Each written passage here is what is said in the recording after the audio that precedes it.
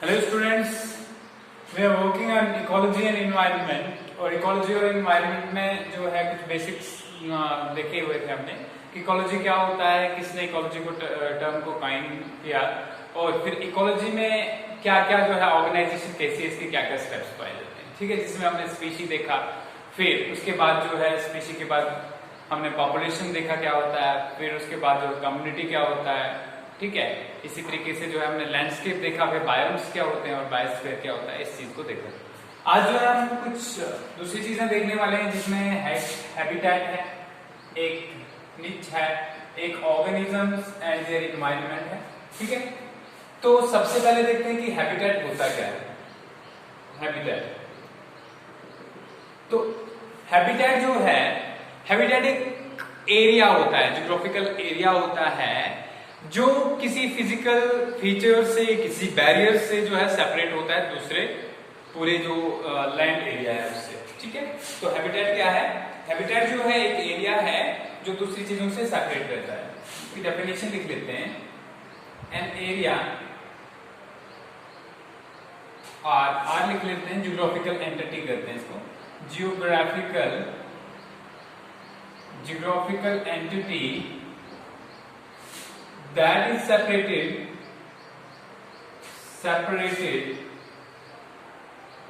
by physical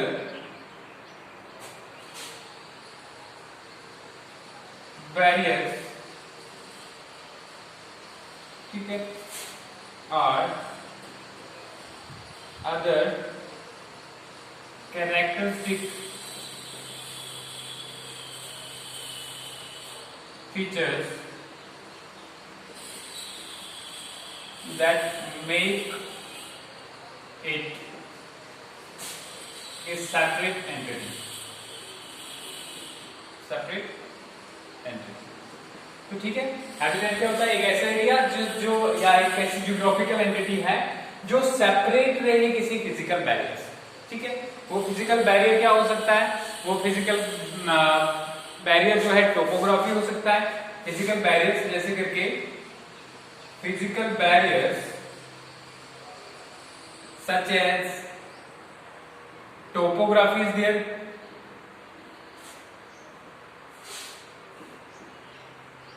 topography, फिर land area. ठीक है, टोपोग्राफी में क्या क्या आता है? जैसे करके माउंटेन्स हैं हमारी, फिर हमारे पास जो है माउंटेन्स के अलावा जो है ड्राई लैंड्स हैं, जैसे डेजर्ट आ गया। ठीक है, तो कहीं ना कहीं हैबिटेट जो है, जब हम हैबिटेट की बात करते हैं तो तब किसी ऑर्गेनिज्म की भी बात होती है। ठीक है, तो यहाँ पे जो है an geographical entity that is separated by physical barrier, ठीक है, और other characteristic features that make it separate entity. ठीक है, इसके बाद जो है इसके साथ आएगा habitat is the place where an organism can be found, an organism can be found. ठीक है, कहीं भी कोई ऑर्गेनिज्म जिस एरिया में अगर जो जिस ऑर्गेनिज्म या पॉपुलेशन जो है उस एरिया में पाई जाए उसको क्या कहते हैं? हैबिटेट कहते हैं। ठीक है, तो इस हम ये भी कह सकते हैं कि हैबिटेट जो है, हैबिटेट nourishes a community। ठीक है, हैबिटेट एक कम्युनिटी को नर्स करता है। तो ये सारा हैबिटेट के बारे में आ गया। कोई भी ज्योग्राफिकल एरिया जिसमें कोई एक कम्युनिटी रहे और वो ज्योग्राफिकल एरिया जो है दूसरे मतलब जो है एरिया से सेपरेट रहे किसी फिजिकल बैरियर से, जैसे करके बीच में माउंटेन हो सकती है, बीच में वाटर बॉडी हो सकती है, बीच में कोई दूसरी चीज हो सकती है, चाहे जैसे करके सपोज करो कि हमारे पास डिफरेंट टाइप के हैबिटेट यहाँ पे पाए जाते हैं। जैसे करके हैबिटेट में पाउंड आ गया। ठीक है, पाउंड अगर एक है तो पाउंड की भी जो है उसकी भी कोई ज्योग्राफिकल जो बैरियर होता है उसमें भी जो फिजिकल बैरियर होता है। क्या फिजिकल बैरियर होता है कि पाउंड का एरिया खत्म हो जाता है, उसके आगे लैंड स्टार्ट हो जाता है। ठीक है। रिवर्स हैं, रिवर की भी बाउंड्री होती है, हर चीज की बाउंड्री होती है, ठीक है। लेक्स की भी बाउंड्री होती है, ये सारे हैबिटेट हैं। क्या है? हैबिटेट है। इसके अलावा अगर हम बात करें हैबिटेट में, तो हैबिटेट जो है एक्सट्रीम भी हो सकते हैं, ठीक है। एक्सट्रीम हैबिटेट्स, अगर टाइप्स की बात करें तो टाइप्स में जो है किस किस टाइप के हैबिटेट हो सकते हैं।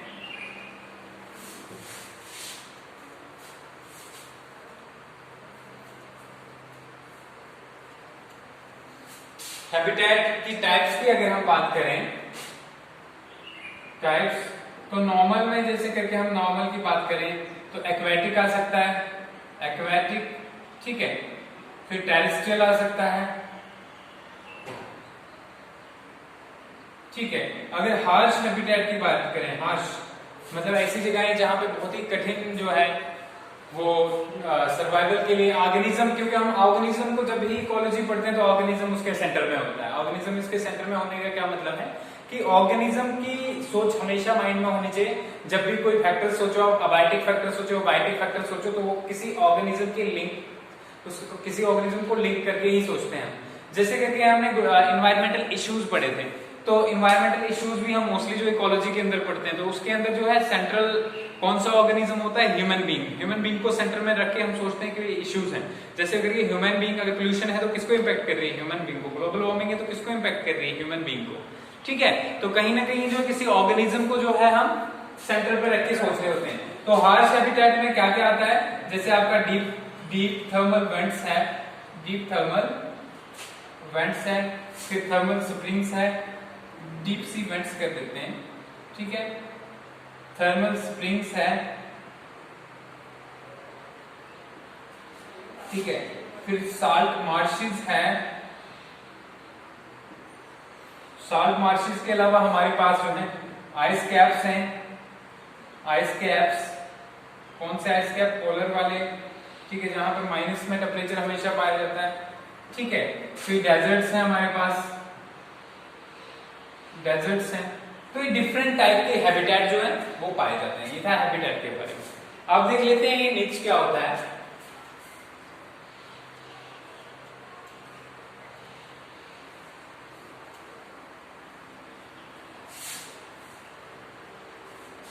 निच ये है, क्या होता है कि आपने देखा कि डिफरेंट हैबिटेट में हमने क्या देखा कि कम्युनिटी रहती है। क्या रहता है हैबिटेट में?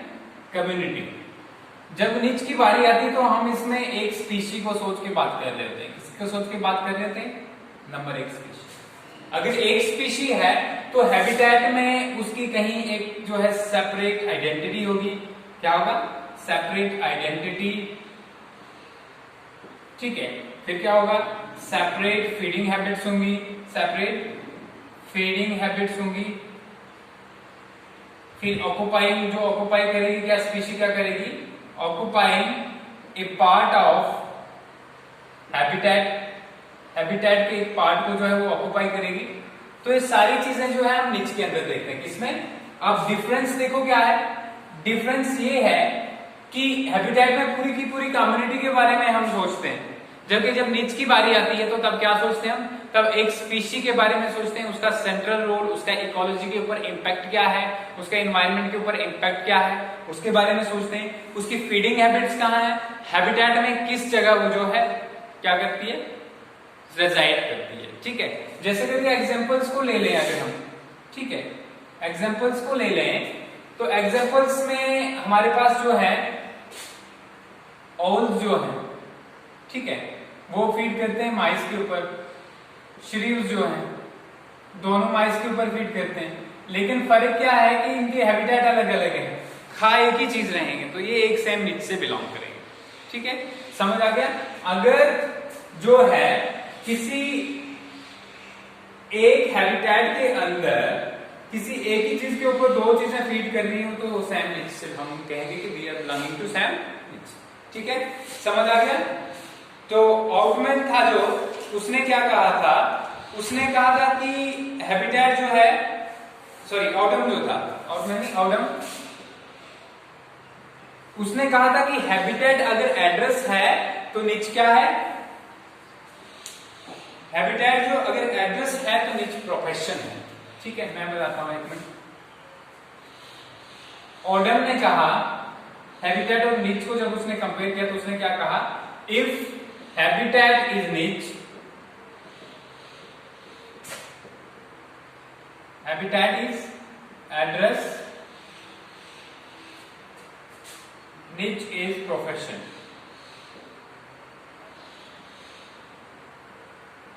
ठीक है, तो इसको समझ गए होंगे कि अगर हैबिटेट जो है वो क्या है, एड्रेस है, तो निच क्या है, प्रोफेशन है।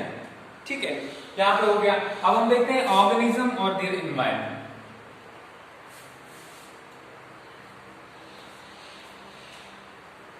इन्वायरमेंट तो पहले भी देख चुके हैं, हम फिर से देख लेते हैं इन्वायरमेंट होता क्या है। इन्वायरमेंट जो है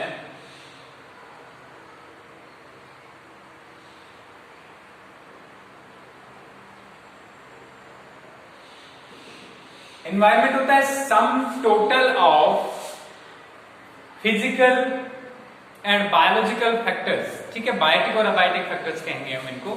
ठीक है, sum total of biotic plus abiotic factors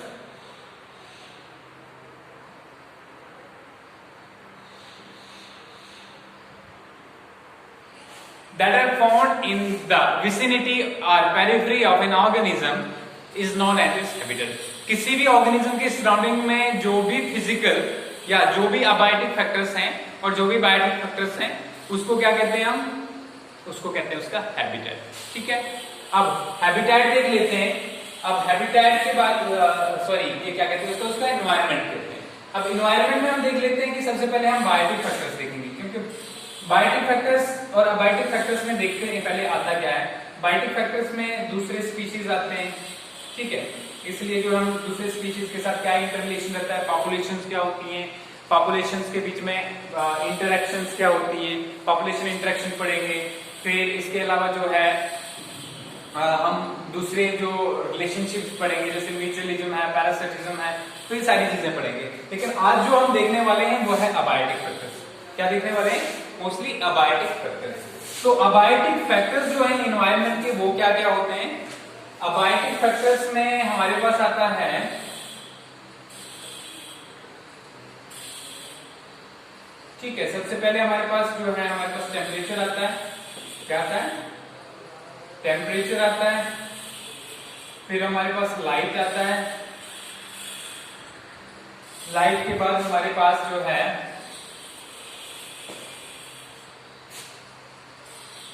soil आता है। ठीक है, सॉइल आता है। फिर एटमॉस्फेयर आता है हमारे पास। तो ये सारी चीजें किसके अंदर आती हैं, ये आती हैं हमारे इन्वायरमेंट के अंदर, बायोटिक और अबायोटिक फैक्टर्स के अंदर। ठीक है, फिर वाटर भी आता है हमारा। ये सारी चीजें जो है इसके अंदर आती हैं। तो एक एक को देखते हैं हम क्या क्या जो है इसका बेनिफिट है हमारे पास इन सारे फैक्टर्स का। सबसे पहले हम देखेंगे टेम्परेचर को। टेम्परेचर का इंपैक्ट क्या होता है ऑर्गेनिज्म के ऊपर। सबसे पहले देखिए हम बात करते हैं टेम्परेचर जो है। ठीक है, टेम्परेचर कैसे होता है, हम जानते हैं कि जो सन है वो एनर्जी रेडिएट करता है। किसकी फॉर्म में करता है, रेडिएशंस की फॉर्म में। अब जब सन जो है रेडिएशंस की फॉर्म में एनर्जी रेडिएट करता है तो हमारी अर्थ जो है इससे इन रेडिएशंस को जो है लेती है और उससे हीट अप होती है। ठीक है, अब हमारी अर्थ में डिफरेंट सीजन्स होते हैं, इसके बारे में भी आप जानते हो। ठीक है, डिफरेंट सीजन्स कैसे होते हैं, वो होते हैं due to rotation and revolution of earth. Due to rotation and revolution of earth. Rotation की वजह से मोस्टली जो है हमारे पास डे नाइट होता है, डे नाइट, और सीजन्स जो है वो रेवोल्यूशन की वजह से ही होती है। ठीक है, तो आपने देखा कि हमारी अर्थ जो जनरली जो है, हमारी अर्थ को हमने बांटा हुआ है दो हेमिस्फीयर। ठीक है, हमने नहीं बांटा हुआ, जनरली जो है हम कंसीडर करते हैं कि दो हेमिस्फीयर में बटी हुई। जो सेंटर से जो है लाइन, जो हम इमेजिनरी लाइन जो रन करते हैं उसको कहते हैं हम इक्वेटर। क्या कहते हैं, ठीक है, इक्वेटर कहते हैं। और इक्वेटर से ऊपर वाला जो पार्ट है इसको कहते हैं नॉर्दर्न हेमिस्फीयर। ठीक है, फिर नीचे कहते हैं साउदर्न हेमिस्फीयर। उसके बाद डिग्रीज के हिसाब से हमने इसको बांटा हुआ। सपोज कीजिए अगर हम यहाँ पे 90 डिग्री लगा दें, ठीक है, ये 90 डिग्री लगा दी हमने, तो यहाँ पे ये हमारा 0 हो गया, ठीक है, ऐसे लगाई हमने। तो यहां से ऊपर जब डिग्रीज हम नापते हैं ऊपर के लिए, तो यहाँ पे आती है हमारी 90 डिग्री, ठीक है, यहाँ पे 45 डिग्री, ठीक है, इसी तरह 20 डिग्री, 30 डिग्री, ठीक है, समझ गए। तो यहाँ पे हमारे पास ये ऊपर की तरफ जो हम इन डिग्रीज को आपस में मिलाते हैं, ठीक है, इस तरीके से, समझ गए।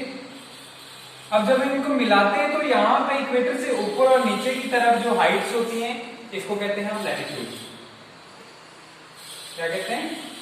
लैटिट्यूड, ठीक है। और इसके बाद जो यहां के लिए जो इमेजिनरी लाइंस हम खींचते हैं उनको कहते हैं लॉन्गिट्यूड।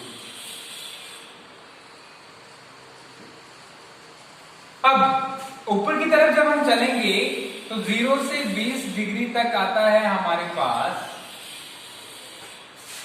एक ट्रॉपिकल एरिया। क्या आता है? ट्रॉपिकल एरिया, ठीक है।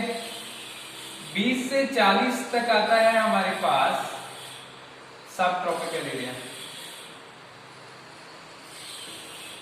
ठीक है। इसके बाद जो 40 से 60 तक आता है हमारे पास टेम्परेट एरिया है,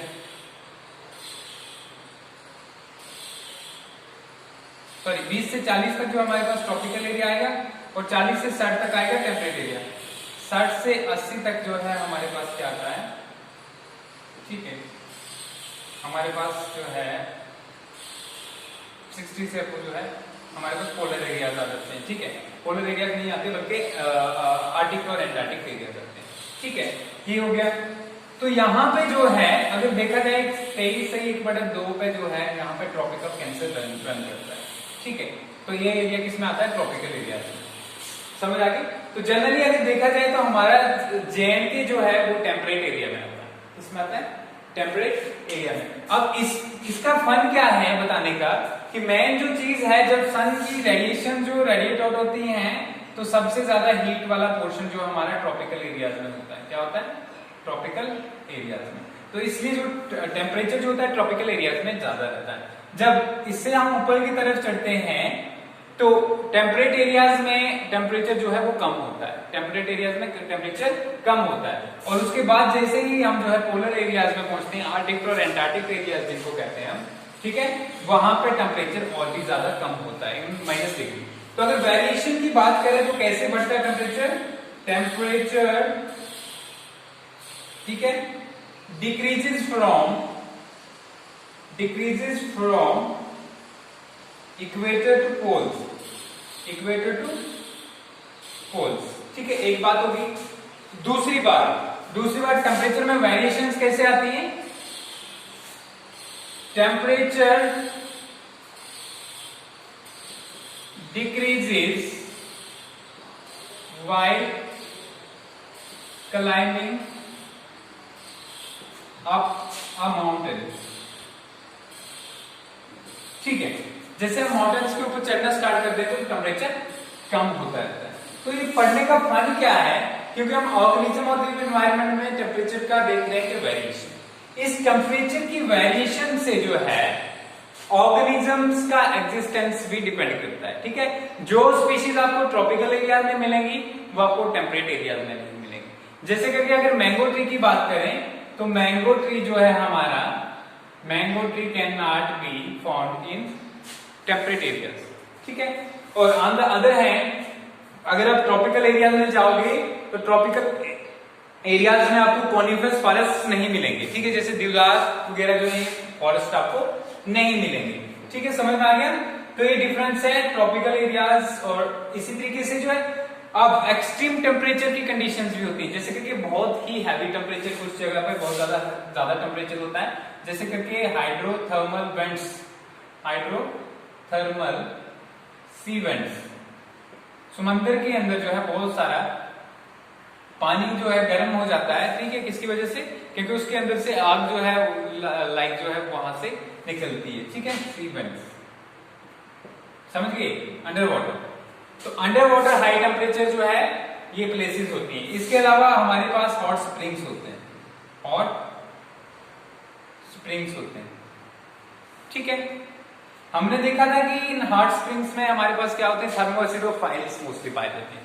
याद है, थर्मो एसिडोफाइल। सारे के सारे ऑर्गेनिज्म ऐसी जगहों पे एग्जिस्ट नहीं करते। ऑन द अदर हैंड अगर लो टेम्परेचर वाली बात करें, हम लो टेम्परेचर वाली बात करें तो लो टेम्परेचर में क्या पाया जाता है, लो टेम्परेचर जैसे कि आर्टिक एरिया में सारे के सारे ऑर्गेनिज्म नहीं पाए जाते, लेकिन कुछ ऑर्गेनिज्म फिर भी वहां पे प्रेजेंट होते हैं। जैसे करके हम क्या देखा, आर्टिक फॉक्स, ठीक है, आर्टिक फॉक्स, पोलर बियर्स। ठीक है, आप पोलर बियर्स को ट्रॉपिकल एरियाज में नहीं, आपको नहीं मिल सकते। ठीक है, या आर्टिक फॉक्स जो है वो आपको नहीं मिल सकती ट्रॉपिकल एरियाज में। तो दिस इज द डिफरेंस कि टेम्परेचर के हिसाब से जो है ऑर्गेनिजम्स भी डिपेंड करते हैं कि कौन से एरिया में क्या पाया जाएगा। इसके अलावा अगर जैसे इंडिया की बात करें हम, तो इंडिया में भी आपको बहुत सारा वेरिएशन मिलेगा टेम्परेचर में। क्या वेरिएशन मिलेगा इंडिया में, अगर आप द्रास वाले एरिया में जाओगे तो -20 प्लस टेम्परेचर चला जाता है, -20 प्लस जो है डिग्री टेम्परेचर चला जाता है। ठीक है, ऑन द अदर हैंड अगर राजस्थान के डेजर्ट्स में अगर आप देखोगे तो राजस्थान के डेजर्ट्स में लगभग टेम्परेचर जो है +50 डिग्री सेंटीग्रेड तक पहुंच जाता है। ठीक है, ऑलमोस्ट 50 डिग्री सेंटीग्रेड तक। तो इतना सारा वेरिएशन -50 से लेके इंडिया में -50 डिग्री से लेके +50 डिग्री सेल्सियस तक इतना सारा वेरिएशन टेम्परेचर जो है, सारे के सारे ऑर्गेनिज्म वहां सर्वाइव नहीं कर सकते। इसलिए हमने हैबिटेट पढ़ा था, अलग अलग ऑर्गेनिज्म अलग अलग हैबिटेट में रहते हैं, फिर उनके अंदर भी निचेज होती हैं और वहां पे जो है फीडिंग हैबिट जो है डिफरेंट ऑर्गेनिज्म की होती है। ठीक है, ये टेम्परेचर हो गया। अब देखते हैं हम टेम्परेचर के बाद नेक्स्ट जो देखेंगे वो देखेंगे वाटर। ठीक है, वाटर की बात करते हैं।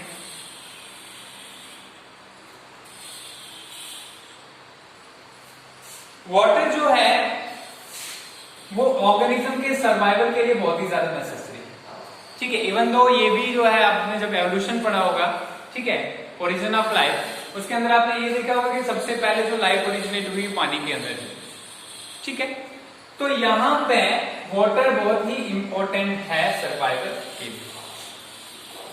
लेकिन अब देखिए इस वाटर क्या जो है हमारे पास वाटर के एबंडेंस, ठीक है, और वाटर की स्कार्सिटी, ये दो चीजों के इस पर डिपेंड होके भी डिफरेंट टाइप के ऑर्गेनिजम्स आपको मिलेंगे। ठीक है, कुछ ऑर्गेनिजम्स ऐसे होते हैं जो बिल्कुल पानी में ही पाए जाते हैं। ठीक है, किसमें पाए जाते हैं, पानी में ही पाए जाते हैं। कुछ ऑर्गेनिज्म ऐसे भी होते हैं जो इंटेंस वाटर स्कार्सिटी वाले एरिया में पाए जाते हैं। इंटेंस वाटर स्कार्सिटी, ठीक है, बहुत किल्लत होती है जहां पे पानी की, वहां पाए जाते हैं। तो यहां पे जो ऑर्गेनिज्म पाए जाते हैं और इनमें भी जो है बहुत सारा वेरिएशन होता है। ठीक है, जैसे करके आप प्लांट की बात करें, प्लांट्स में तो बहुत सारे प्लांट्स आपको जो डेजर्ट्स वगैरह में मिलेंगे उनमें थिक कटिकल पाया जाएगा। क्या होगा, थिक कटिकल। ठीक है, least number of stomata, stomata कम होंगे उनके अंदर। ठीक है, ताकि जो कम से कम ट्रांसपायरेशन हो। तो ये जो एडेप्टेशंस होती हैं एनिमल्स की, ठीक है, और वाटर के रिलेटेड जो है, वाटर कैसे उनको इंपैक्ट करता है। अब वाटर की बात यही नहीं कि जनरली वाटर जो है तो सब कुछ पॉसिबल है, वाटर में भी चेंजेस हो सकती हैं। ठीक है, एक तो मैंने बोला कमी या ज्यादा वाटर होना, इसके अलावा क्या जो चेंजेस हो सकती है, प्रॉपर्टीज ऑफ वाटर में अगर चेंजेस होंगी तो वो भी इंपैक्ट करती हैं ऑर्गेनिज्म को। इसमें प्रॉपर्टी ऑफ वाटर, प्रॉपर्टीज कौन कौन सी अगर चेंज होंगी तो ऑर्गेनिज्म को इंपैक्ट कर सकती हैं। जैसे करके वाटर का पीएच, ठीक है, अगर देखा जाए तो प्योर वाटर जो होता है वो न्यूट्रल होता है, पीएच उसका 7 के बराबर होता है। ठीक है, 7 से नीचे एसिडिक कंडीशन होती है और 7 के ऊपर क्या होती है, बेसिक कंडीशन होती है। ठीक है, अल्कलाइन कंडीशन। तो यहाँ पे वाटर जो है डिफरेंट, जो आपको पीएच पे जो है डिफरेंट ऑर्गेनिज्म मिलेंगे। जैसे कि आपको थर्मो एसिडोफाइल्स की बात की थी। ठीक है, तो एसिडिक कंडीशन में इवन दो 2 पीएच तक पाए जाते हैं। पीएच जो है किसके बराबर, 2 के बराबर। ठीक है, वहां तक पाए जाते हैं। और कुछ ऑर्गेनिज्म जो है नॉर्मल पीएच के आसपास जो है पाए जाते हैं। तो ये इम्पैक्ट है किसका, वाटर का डिफरेंट ऑर्गेनिज्म के ऊपर। अब बात करें तो वाटर जो है सेम टाइप का नहीं होता, सेम टाइप के वाटर भी नहीं होता। अगर ऑर्गेनिज्म इसमें डिफरेंट रहते हैं तो कैसे रहते हैं। अब हमारे पास जो है वाटर कैसा कैसा हो सकता है, वाटर फ्रेश भी हो सकता है और वाटर सलाइन भी हो सकता है। ठीक है, फ्रेश वाटर जैसे करके आपके पास लेक से मिलेगा, रिवर से मिलेगा, ठीक है, पाउंड से मिलेगा, ठीक है। इसके अलावा सलाइन वाटर जिसमें जो है अगर देखा जाए 2 से 5% सैलिनिटी होती है, कितनी होती है, 2 से 5% सैलिनिटी, ठीक है। On the other hand saline की वाटर की बात करें तो आपको 40 से 60% सैलिनिटी होती है। और कुछ वाटर ऐसा होता है जैसे करके हाइपर सलाइन लैगून्स होते हैं, हाइपर सलाइन लैगून, ठीक है। इनमें वाटर की जो सैलिनिटी होती है 100 से भी ज्यादा होती है, मोर देन 100, ठीक है। तो ये जो है डिफरेंट, आपने देखा होगा कि डिफरेंट यहाँ भी अडेप्टेड है एनिमल्स, अलग अलग जो एनिमल्स डिफरेंट रहते हैं। ऐसा नहीं है कि सारे एनिमल्स जो है हर जगह पाए जाएंगे, तो इसका इम्पैक्ट भी ऑर्गेनिज्म के ऊपर पड़ता है। टेम्परेचर हो गया, वाटर हो गया, अब लाइट की बात करते हैं, ठीक है। लाइट में क्या है, लाइट देखो, लाइट प्लांट्स के लिए बहुत ज्यादा इंपॉर्टेंट है।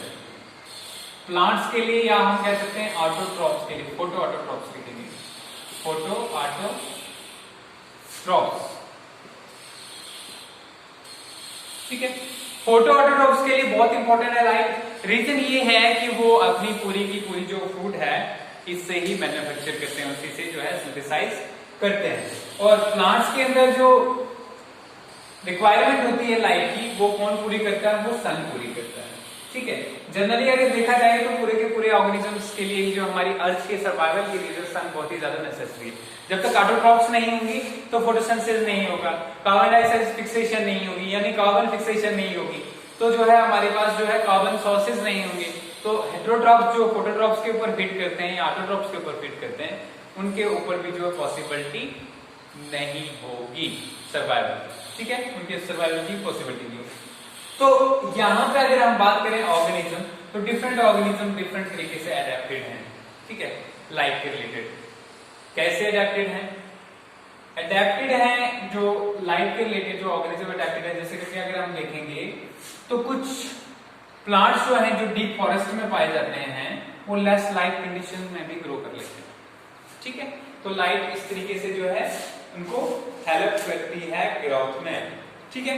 इसके अलावा हमारे पास सॉइल आ गया। सॉइल का क्या बेनिफिट है, सॉइल में हम बहुत सारी प्रॉपर्टीज देखते हैं। सॉइल की फॉर्मेशन कैसे होती है उसके बारे में सबसे पहले देखा जाता है, फॉर्मेशन, ठीक है।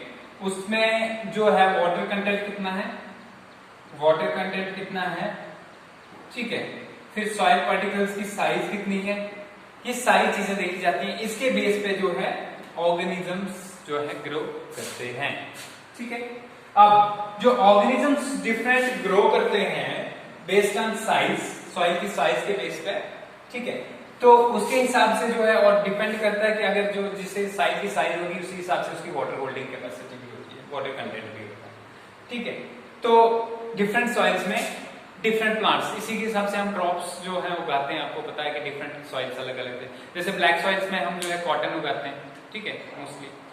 तो इसी तरीके से जो है डिफरेंट क्रॉप्स को हम डिफरेंट एरियाज में उगाते हैं। हो गया ये भी। तो ये डिफरेंट फैक्टर्स थे, अबाइटिक फैक्टर्स, जो एक ऑर्गेनिज्म को इंपैक्ट करते हैं। अब हम देखते हैं कि कैसे एडेप्टेशन होती है ऑर्गेनिज्म, ठीक है। अबाइटिक फैक्टर्स के लिए कैसे अडेप्ट होते हैं ऑर्गेनिज्म। रेस्पॉन्स की अगर हम बात करें तो रेस्पॉन्स में हम 4 चीजें देखेंगे। एक देखेंगे रेगुलेट, एक देखेंगे कन्फर्म, एक देखेंगे माइग्रेट, ठीक है। माइग्रेट के बाद हम देखेंगे सस्पेंड। क्या देखेंगे, सस्पेंड, अब देखिए रेगुलेट में क्या है, रेगुलेट में जो है इन्वायरमेंटल कंडीशंस के हिसाब से जो है ऑर्गेनिज्म अपनी बॉडी को जो है चेंज करते हैं, ठीक है। सपोज कीजिए अगर ह्यूमन बींग्स हैं या दूसरे ऑर्गेनिज्म, कुछ ऐसे ऑर्गेनिजम्स होते हैं जो टेम्परेचर को जो मेंटेन रखते हैं, तो इसको होम्योस्टैसिस होता है, तो हमारी बॉडी की फिजियोलॉजी कंटिन्यूअसली काम करती है। तो टेम्परेचर को रेगुलेट करने के लिए जो है, टेम्परेचर कैसे रेगुलेट होता है, हमारे अंदर हम अपनी बॉडी को 37 डिग्री पे मेंटेन करके रखते हैं। तो ऐसे जैसे ऑर्गेनिजम्स को जो अडेप्ट कर लें, मतलब टेम्परेचर के हिसाब से अपनी बॉडी के टेम्परेचर को मेंटेन करके जो होम्योस्टैसिस पूरी फिजियोलॉजी को मेंटेन रखें, तो उसको क्या कहते हैं, टेम्परेचर। कैसे करते हैं, हमारी जब बहुत ज्यादा गर्मियां होती है तो स्वेटिंग होती है, और स्वेटिंग की वजह से जो है हमारी जो बॉडी जो है कूल हो जाती है, और सर्दियों में जो है शिवर करने की वजह से हमारी बॉडी हीट अप हो जाती है, ठीक है। इसी से कुछ दूसरे ऑर्गेनिज्म होते हैं कन्फॉर्मर्स होते हैं, ठीक है। कन्फॉर्मर्स क्या होते हैं, ऐसे ऑर्गेनिज्म जो रेगुलेट नहीं कर पाते अपनी बॉडी टेम्परेचर को, वो बस कंफर्म करते हैं कि उनके सेकेंडरी टेम्परेचर क्या रहता है। तो वो क्या करते हैं, अपनी बॉडी के अंदर जो है वाटर कंटेंट को जो है उसको रेगुलेट करते रहते हैं, चेंज करते रहते हैं depending upon the surrounding temperature. तो उनको क्या कहते हैं, कन्फॉर्मर्स। कन्फॉर्मर्स में सारे जो वाटर एक्वेटिक एनिमल्स हैं, एम्फीबियंस के अलावा वो आते हैं, ठीक है। इसके अंदर रेगुलेटर के अंदर कौन कौन आता है, बर्ड्स, एम्फीबियंस आते हैं, रेप्टाइल्स आते हैं, ह्यूमन बींग्स आते हैं, सॉरी एम्फीबियंस और मैमल्स आते हैं, ठीक है। इसके बाद माइग्रेट, कुछ ऑर्गेनिजम्स क्या करते हैं कि एक जगह से दूसरी जगह, जैसे क्योंकि आपने देखा होगा कि साइबेरिया से बहुत सारे बर्ड्स जो हैं इंडिया में आते हैं, ठीक है। तो ये हो गया। फिर सस्पेंड, कुछ ऑर्गेनिज्म क्या करते हैं कि जब इन्वायरमेंट में चेंज आता है तो एक्टिविटी को सस्पेंड, जैसे आपने बैक्टीरिया में देखा होगा, उनमें स्पोर फॉर्मेशन हो जाता है।